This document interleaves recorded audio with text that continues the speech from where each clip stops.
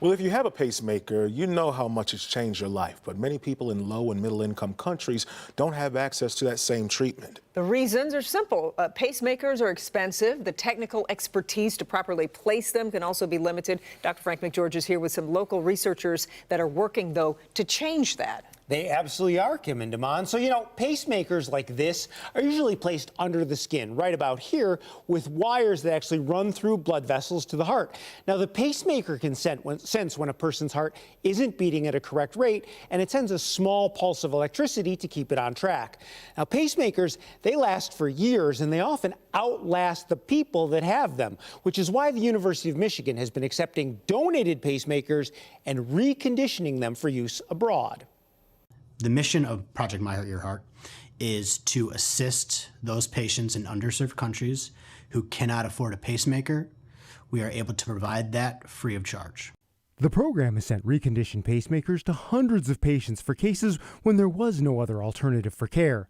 But the University of Michigan is now leading an international clinical trial to test the impact of sending recycled pacemakers abroad for standard use. The program's medical director says they're trying to create a blueprint for the rest of the world.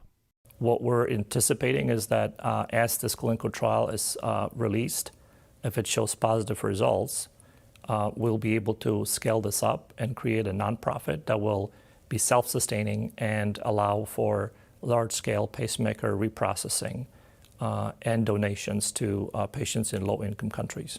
What we are doing is we are randomizing patients to a new device or a reconditioned device and making sure that the outcomes in both arms of the clinical trial are the same by the end.